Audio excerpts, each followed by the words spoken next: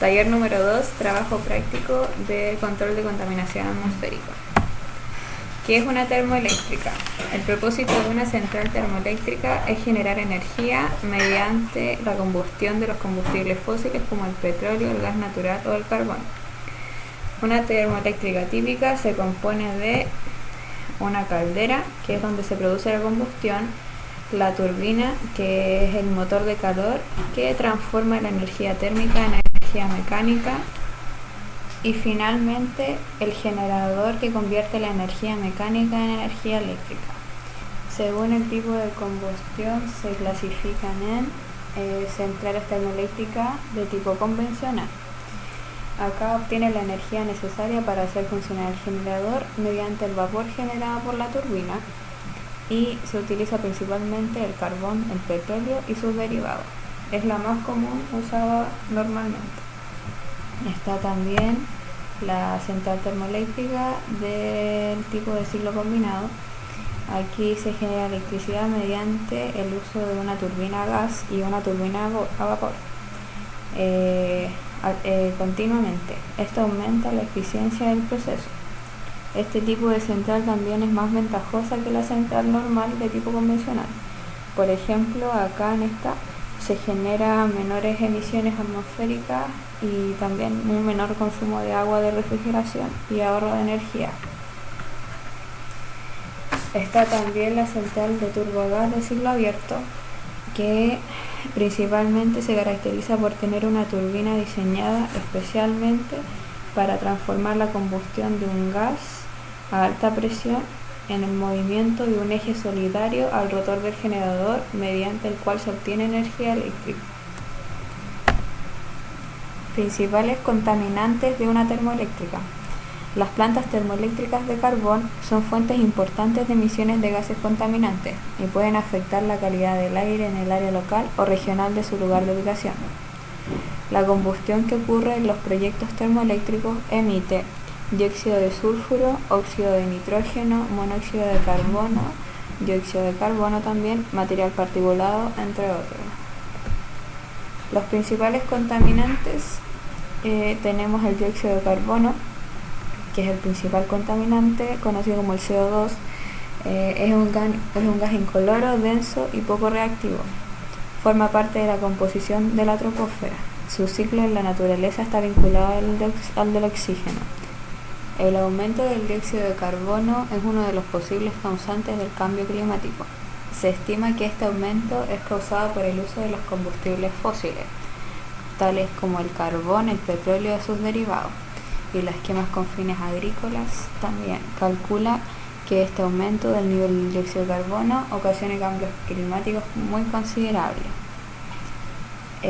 Para la eliminación es necesario recurrir a fuentes de energías renovables en nuestras casas y negocios, controlar el consumo de recursos naturales, segregar selectivamente nuestros residuos y plantar árboles para compensar nuestra huella de carbono u optimizar nuestros desplazamientos.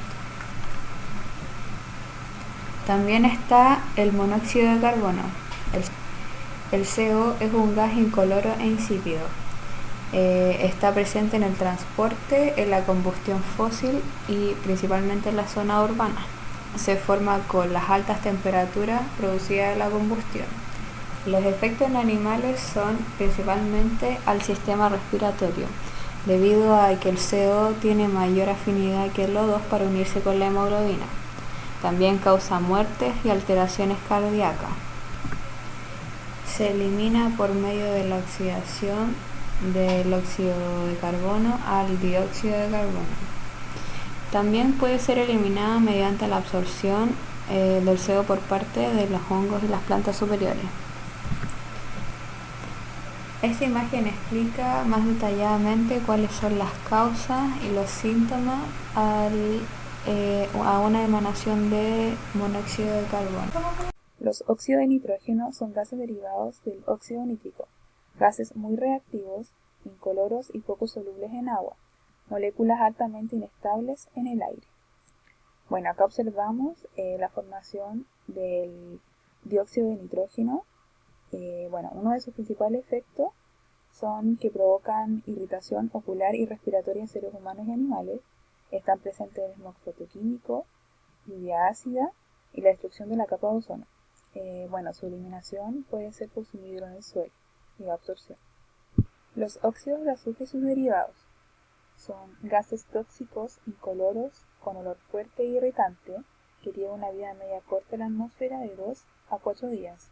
Se producen generalmente en plantas termoeléctricas, procesos de combustión, calefacción doméstica, transporte, generalmente por motores diésel. Algunos de los efectos que podemos encontrar es que el CO2 toma contacto con partículas de agua del aire formando ácido sulfúrico y se produce la lluvia ácida con un pH de 5,5. Aumenta la acidez de los suelos sobre los ecosistemas, que es la acidificación de suelos, irritación en los ojos y sistema respiratorio y corrosión de materiales.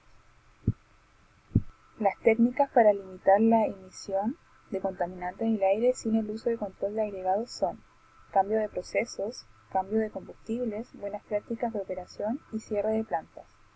Compuestos orgánicos volátiles son compuestos formados por hidrocarburos que se reúnen en grupos funcionales como alcoholes, aldehídos, alcanos, aromáticos, cetonas y derivados halogenados. Sustancias fácilmente vaporizables a temperatura ambiente. Son incoloros e inoloros. La principal fuente de emisión proviene de la vegetación y su mayor producción viene del sector del transporte y de los procesos de combustión para la generación de energía. Efectos. Algunos compuestos como el benceno y el cloruro de vinilo son cancerígenos y producen efectos psicológicos adversos. Con respecto a su incidencia al medio ambiente, estos compuestos son precursores del ozono troposférico, que es un compuesto muy contaminante y que está presente en el smog fotoquímico. Contaminación por metales pesados. Los metales pesados tóxicos más conocidos son por representar serios problemas medioambientales son el mercurio, el plomo, el cadmio, el talio, así como el cobre, el zinc y el cromo. La peligrosidad de estos metales reside en que no pueden degradarse ni química ni biológicamente. Además, tienden a bioacumularse y a biomagnificarse. Se han detectado una infinidad de efectos físicos como dolores crónicos, problemas sanguíneos y efectos psicológicos como ansiedad y pasividad. Halógenos.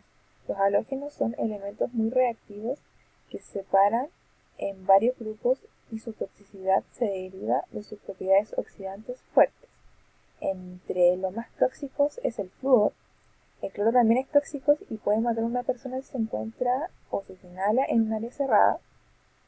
El bromo es menos reactivo y tóxico que el cloro, sin embargo es mucho más denso y aún se comporta como un líquido fumante liviano. El yodo es el menos peligroso de los halógenos y raramente mata a una persona. Son gases nobles.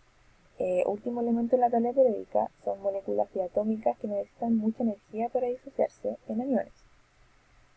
Los aniones son muy reactivos, como los freones, que estos compuestos también son muy reactivos y reaccionan con el ozono troposférico, transformándolo a oxígeno y a un radical de este. A su vez, este radical reacciona con el ozono, quedándose un círculo vicioso que destruye el ozono y por ende aumenta la temperatura del planeta. También son muy buenos absorbentes de calor, contribuyendo aún más al calentamiento global. Material particulado. Es una mezcla de partículas líquidas y sólidas de sustancias orgánicas e inorgánicas que se encuentran en suspensión en el aire. Su composición puede ser muy variada y podemos encontrar componentes como sulfatos, nitratos, el amoníaco, cloruro sódico, cenizas metálicas y agua. Dichas partículas pueden producir reacciones químicas en el aire.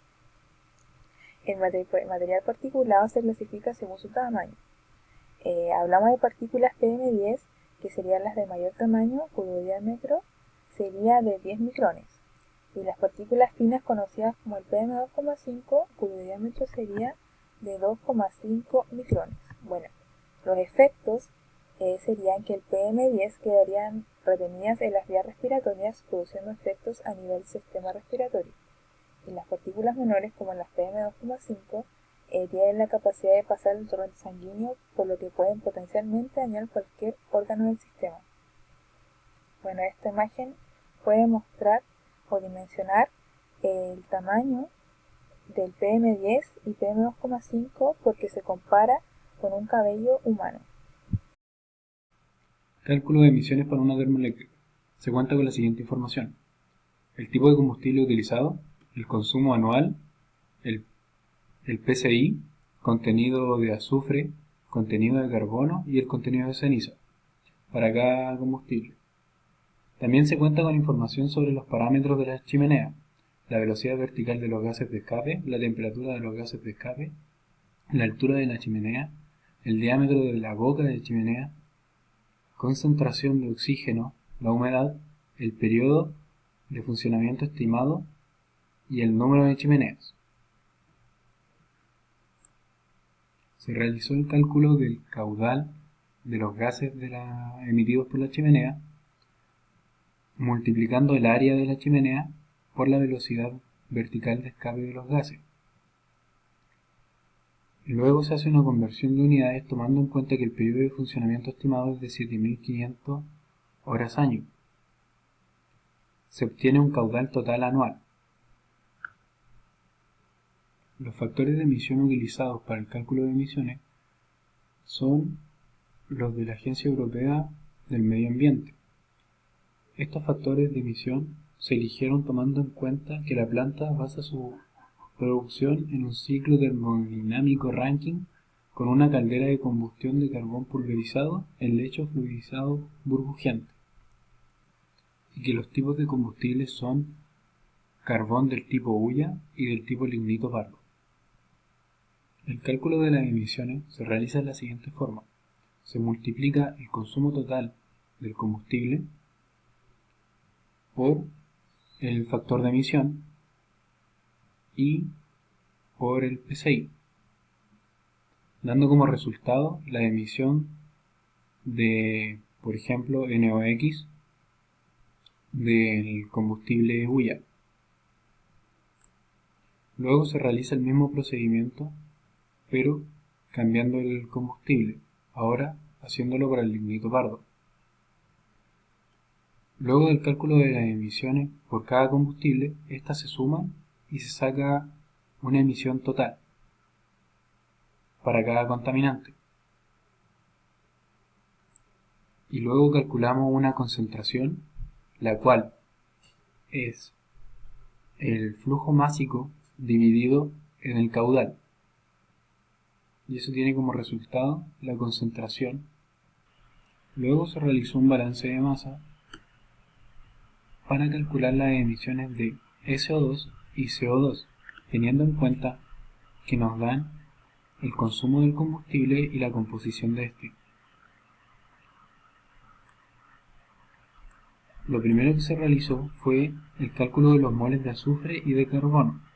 Este cálculo se hizo de la siguiente forma: se multiplicó el consumo total del combustible por el porcentaje de azufre, se dividió por el peso molecular,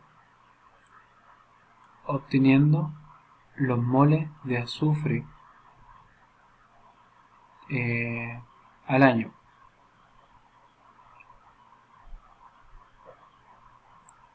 Tomando en cuenta que la relación entre una molécula de azufre y una molécula de CO2 es 1 a 1, se puede realizar el cálculo de las toneladas año del SO2 multiplicando los moles de azufre por el peso molecular del SO2. Las toneladas del SO2 de la hulla se suman con las toneladas del SO2 del lignito pardo, obteniendo un total anual. Con este valor se puede obtener la concentración de SO2 dividiéndolo por el caudal total anual. Así se obtiene la concentración de SO2 en el flujo. Gráfico de contaminantes según la tabla de la Agencia Europea del Medio Ambiente. Bueno, este gráfico muestra 7 tipos de contaminantes, que es el NOx, el monóxido de carbono, los componentes orgánicos volátiles, el SOx, PM10, PM2.5 y el plomo, en los cuales muestra ciertos parámetros, que es la emisión total de color rojo, la concentración, color naranjo, concentración de hulla, color algo azul, y concentración de lignito, que es algo morado.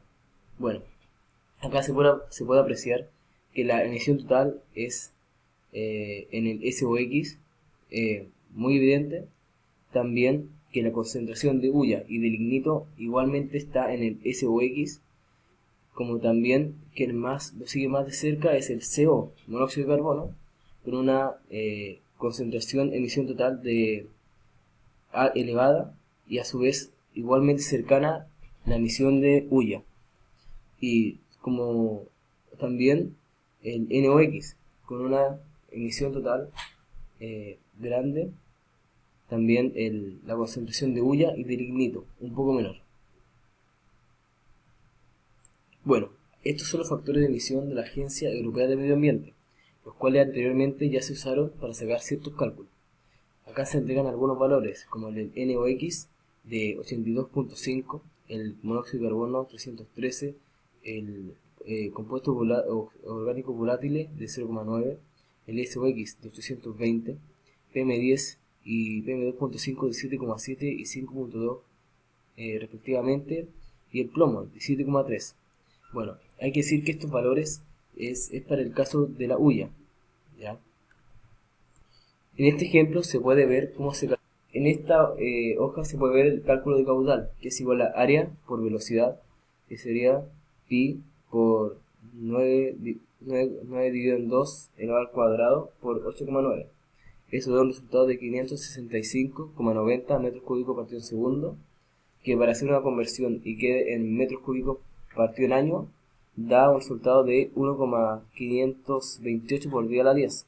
Pero como son dos chimeneas, este se tiene que multiplicar por 2 y da un caudal de 3,056 por 10 elevado a 10 metros cúbicos en año. Este sería el caudal para ambas chimeneas. También se obtuvo la concentración de CO2, que para el caso de la concentración es flujo másico partido caudal, y para este caso sería 5,49,89 por 10 a la 6 toneladas año, dividido en 3,056 por 10 elevado a 10 metros cúbicos año. Y esto da una concentración de 1,799 por 10 a la menos 4 toneladas año.